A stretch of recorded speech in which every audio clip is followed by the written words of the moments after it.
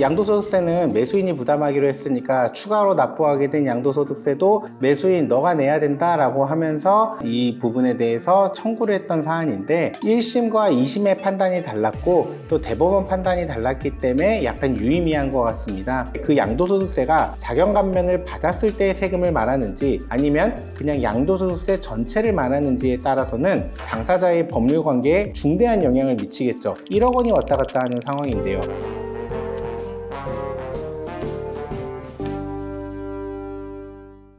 세금 뒤에 숨겨진 진짜 이야기, 비하인드 텍스 지금 바로 시작합니다.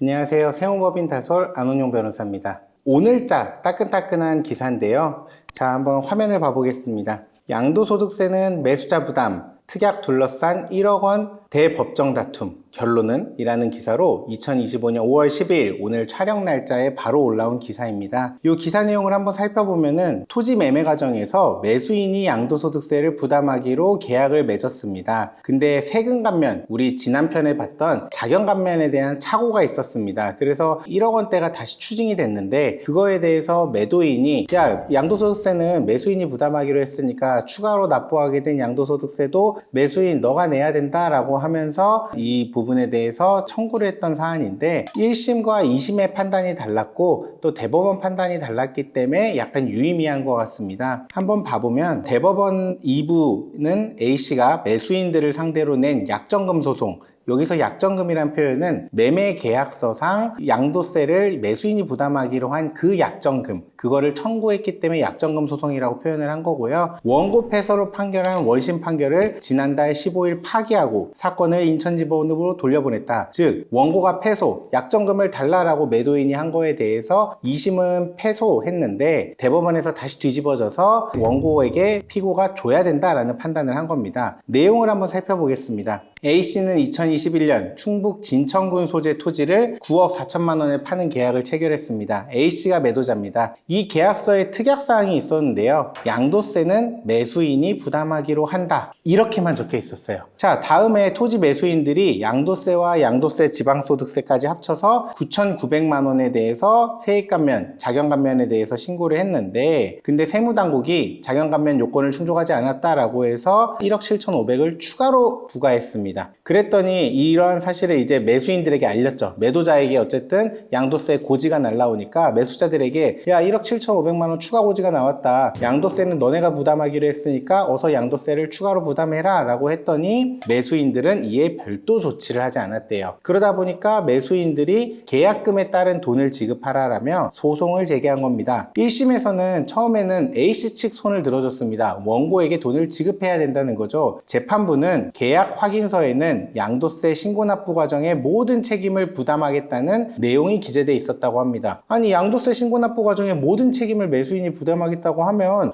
당연히 추가 고지가 된 것도 매수인이 부담해야 되지 않을까요? 라고 생각을 당연히 할 만하고 이 사건 토지가 세액감면 대상인지 여부를 확인하고 그에 맞춰 양도세를 신고할 책임은 피고들에게 있었다고 봄이 상당하다라고 해서 세액감면 여부도 이 매수인들이 확인했어야 된다라는 내용으로 적혀 있습니다. 근데 2심의 판단은 달랐답니다. 고등법원에서는 뭐라고 했냐? 재판부는 피고들이 원고가 감면 대상에 해당하지 않을 경우 부과되는 양도소득세까지 부담할 의사로 이 사건 특약사항을 정하거나 확인서를 작성했다고 인정하기는 어렵다고 봤다. 즉 무슨 말이냐? 아니 자경감면이 돼서 한 9천만 원만 세금을 낼 줄 알고 양도세까지 우리가 낼게 라고 매수인이 의사를 밝힌 건데 이렇게 자경감면이 안 돼서 1억 7천만 원의 추가 부담을 할 정도라면 그것까지 가정하고 이러한 특약사항을 정하거나 확인서를 작성했다고 인정하기는 어렵다라고 2심은 봤다는 겁니다. 그런데 대법원은 1심 판단이 올바르다고 판단했다고 합니다. 이 대법원은 아무래도 판결문을 보는 게 더 좋아서 제가 판결문을 입수했습니다. 자, 대법원 판결문을 그대로 봐보시죠. 자, 약정금 소송이고 이 원심을 파기하고 인천지방법원에 환송한다. 이유를 봐보겠습니다. 중요한 건 뭐냐? 계약 당사자 사이에 어떠한 계약 내용을 처분 문서인 서면으로 작성한 경우에는 서면에 사용된 문구에 구애받는 것은 아니지만 어디까지나 당사자 내심에 있는 의사가 어떠한지와 관계없이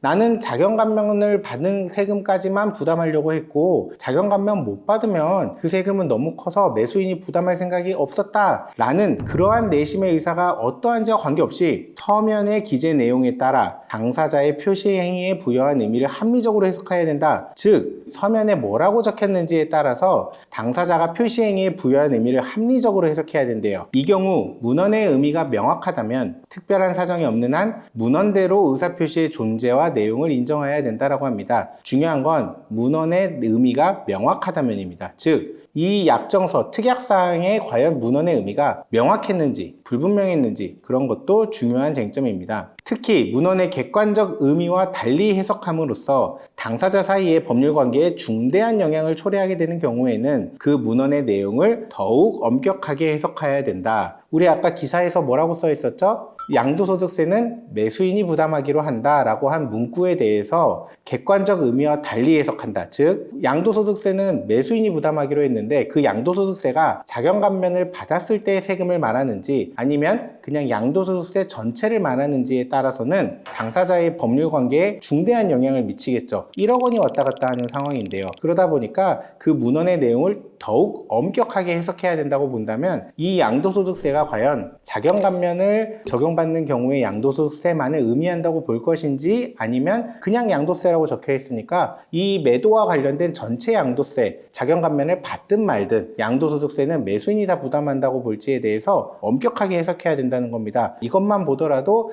대법원의 법리를 봤을 때 양도소득세는 매수인이 부담한다 라고 특약사항이 적혀 있었다면 매수인의 의도가 자경감면 받았을 때 그 적은 세금만을 의미한다고 좁게 해석할 게 아니라 그냥 양도소득세 전체에 대한 문헌적 의미 그대로 보면은 자경감면 받든 말든 양도세는 매수인이 부담한다고 보는 게 합리적으로 보는 게 타당하겠죠. 자, 원심은 판시와 같은 이유로 이 사건 특약사항, 원심이 사용한 약어에 따른다. 이나 확인서는 원고가 자경감면입니다. 자경감면 대상이 된다는 전제 하에 부과되는 양도소득세만을 피고들이 부담하기로 한 것으로 봄이 타당하므로 이와 다른 전제에 선 원고의 청구는 이유 없다고 판단하였다. 원심이 그렇게 판단했다는 거예요. 그러나 원심의 판단은 다음과 같은 이유로 수긍하기 어렵다. 대법원이 보통 파기환송할 때 이렇게 표현을 합니다. 이 사건 매매계약서 하단에 기재된 특약사항은 양도소득세는 매수인이 부담하기로 한다. 아까 계속 말하는 이렇게 문구가 적혀 있어요. 그 문헌상 객관적 의미는 이 사건 토지 매매로 인하여 원고에게 부과되는 양도소득세 전부를 피고들이 부담한다는 것이 명확하다. 다툼의 대상이 없어요. 명확해요. 이 사건 매매계약서나 확인서에 피고들이 부담하기로 한 양도세가 자경감면의 전제하에 부과되는 양도세라는 내용은 어디에도 없어요. 그렇다면 과연 당사자들이 의도한 것은 실제로 뭐였을까요? 저는 그냥 양도세 전체였다고 봅니다. 자경감면이냐 아니냐는 뒤에 제가 더 살펴보겠지만 실제로는 자경감면을 받을 수도 없는 상황이었어요. 그럼에도 불구하고 매수인들이 양도세 신고를 좀 무리해서 했다고 저는 해석을 합니다.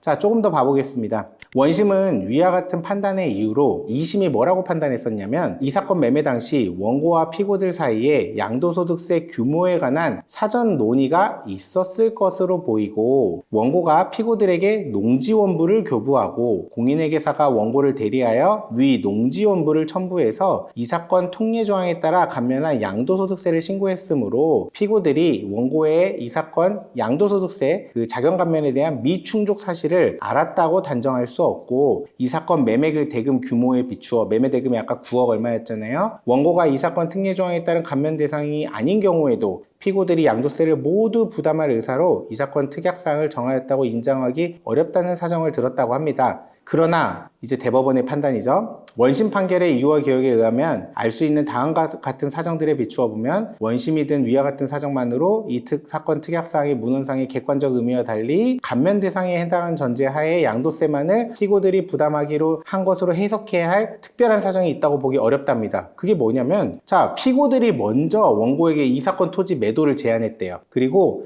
원고가 즉 매도자가 피고들에게 매수인의 양도세 부담을 전제로 이 사건 토지를 매도할 의사가 의사가 있다고 밝혔습니다. 즉 양도세가 너무 많이 나오니까 이게 농지 같은 경우는 보통 취득 시기가 아주 오래돼서 취득가액이 낮거든요. 그러면 제가 지난번에 말했던 환산 취득가액을 썼을 확률이 높겠죠. 왜냐면 농지 취득 시기가 막 80년 이렇습니다. 그러면 취득가액이 낮으니까 취득 시기는 오래되고 양도세가 많이 나왔을 텐데 양도세 부담이 많이 나오니까 팔기 싫다라고 하니까 매수인들이 그럼 양도세도 제가 내드릴게요, 파십시오 라고 거래가 이루어졌을 겁니다. 이에 따라 피고들은 원고가 이 사건 매매 계약 조건으로 양도소득세 부담에 관한 내용을 협상하고 특약사항을 정하기에 이르렀습니다. 자, 중요한 포인트가 여기 있는데요. 이 사건 특례조항 감면대상 되기 위해서는 우리 지난 시간에 배웠죠. 자경 감면되려면 뭘 해야 됩니까? 8년 이상 거주하면서 작용을 해야 되고 그 8년은 30km 직선거리 이렇게 배웠었잖아요. 자, 여기 보면은 이 사건 토지 양도에 따른 양도세 신고는 이제 공인회계사가 했는데요. 피고들의 위임에 따랐습니다. 근데 여기서 뭐가 있냐면 이 사건 토지의 매도를 제한하기 위해서 이 사건 토지의 부동산 등기부상 원고의 주소로 원고를 찾아갔대요. 즉 우리 등기를 떼면은 소유자 밑에 소유자 주소가 나오거든요. 그 주소로 직접 찾아갔답니다. 그래서 이 농지를 파십시오 라고 한 거예요. 위 등기부에는 원고가 2016년 5월 19일 서울에서 충북 진천으로 주소를 이전한 내용이 기재되어 있답니다. 우리가 매매를 언제 했냐? 여기 밑에 보면 22년 3월 2일에 잔금을 치렀어요. 근데 2016년 5월 19일에 서울에서 충북 진천, 이 땅이 충북 진천에 있는 거거든요. 그러면 22년 3월에 팔았는데 2016년 5월 19일에 서울에서 충북으로 왔으면 30km 벗어났죠. 그러면 30km 이내에 들어온 게 16년 5월부터예요. 그럼 8년을 계산하면 대략 봐도 2022년 3월 2일까지 따지면 6년이 채 안 됩니다. 근데 어떻게 8년 자경의 요건에서 거주 요건을 충족했겠습니까? 등기부만 봐도 아는 사항을 게을리했다는 거예요. 즉 8년 요건을 충족하였다는 점을 알 수 있었다. 즉 자경 감면 대상이 아닌 거를 이미 알 수 있었다는 거예요. 뭐 농지 원부냐, 실제 자경을 했냐 이런 게 아니라 등기부만 봐도 아는 사항이다. 바로 이건데요. 피고들은 매도인 A의 양도세 신고 납부는 매수인 B씨가 부담하기로 했답니다. 그러면서 이 사건 확인서를 작성해 줬어요. 그러면 자경 감면을 받았냐 못 받았냐가 아니라 자경 감면 여부는 실제로 지금 받을 수도 없는 상황이었고 자경 감면으로서 매수인이 신고는 한 거죠. 납부도 했고요. 하지만 자경 감면 요건을 갖추지도 않은 양도세 신고였고 당연히 과세관청에서 추가 추징이 나왔을 때 추가 부담하는 양도세를 매수인이 내야 되는가 매도인이 내야 되는가에서는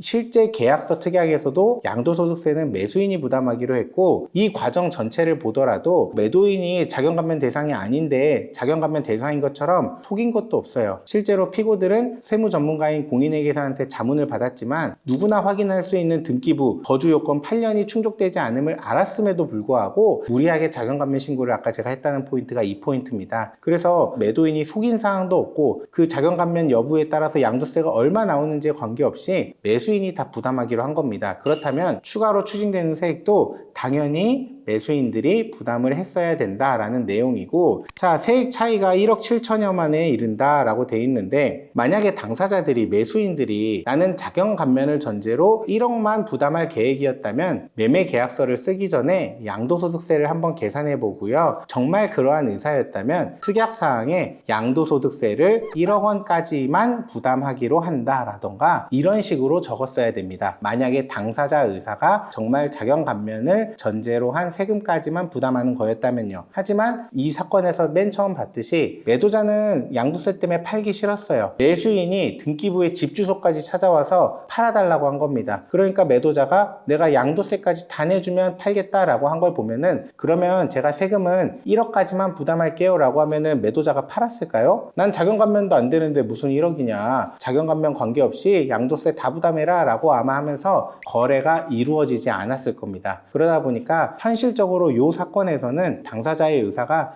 1억까지만 부담한다라는 내용이라고 볼 수도 없었고요. 만약에 정말 매수인이 실제로 나는 1억 정도만 가정하고 세금을 부담하려고 했는데 매도자에서 갑자기 추가 추징되는 세까지 다 부담하라는 사항이 걱정이 되신다면 어떠한 특약사항을 넣어야 되냐면 양도 관련해서 매도자든 매수자든 전문 세무사한테 상담을 받아서 양도소득세를 각각 계산을 해보고요. 큰 차이는 안 나겠지만 경비를 어디까지 넣느냐에 따라서 약간의 차이가 존재할 거고 그중 큰 금액을 기준으로 해가지고 매수자가 양도세를 부담하지만 얼마를 금액을 한도로 한다라던가 또는 뒤에 첨부한 별지로 계산된 세액까지만 매수자가 부담하기로 하고 추가로 추징되는 경우에는 매수자가 부담하지 않는다라던가 그러한 내용을 적어서 양 당사자의 의사가 우리가 지금 알고 있는 세액까지만 부담하기로 하는 거라면 그렇게까지 구체적으로 금액을 특정하든 별지로 특정하든 문구를 정확히 적어야 됩니다. 하지만 이 사안은 실제로 그렇게 1억 원까지만 부담한다고 하면 매도자도 당연히 세금을 안는데 자경감면 대상자가 아닌데 1억 원까지만 하고 나머지는 양도인인 내가 1억 7천만 원을 내겠다라는 의사가 없었을 겁니다. 그러다 보니까 그러한 사실관계를 본다면 이 케이스는 솔직히 말하면 매수인이 억울한 케이스는 아닌 것 같아요. 오히려 매도자가 억울하죠. 1억 7천만 원을 먼저 양도세를 내놓고 지금 매수인한테 약정금 내놔라라고 소송을 대법원까지 갔잖아요. 22년에 잔금을 치렀는데 지금 25년 3월에 대법원 판결까지 변호사비도 쓰고 거기에 대한 스트레스도 얼마나 받으셨겠습니까? 그럼 이제 대법원 판결에 따라 매수자가 물론 주긴 해야겠지만 이 소송이란 게 한번 거치고 나면 굉장히 힘듭니다. 그래서 이 케이스에서 저희가 주요하게 봐야 될 건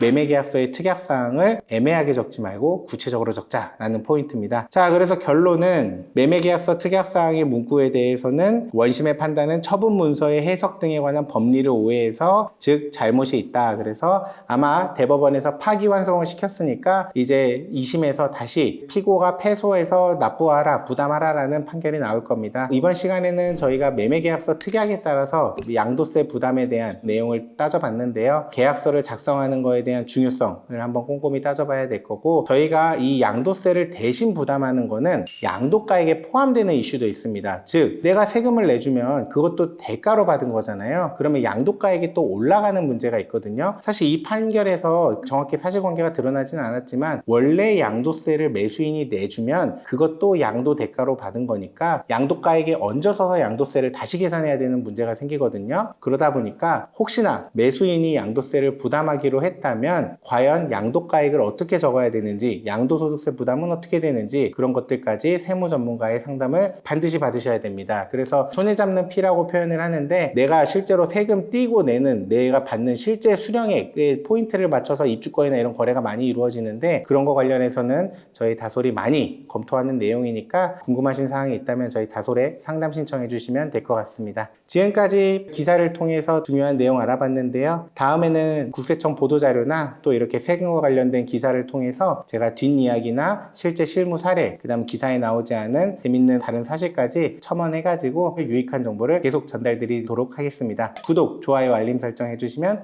감사하겠습니다. 지금까지 세무법인 다솔의 안원용 변호사였습니다. 감사합니다.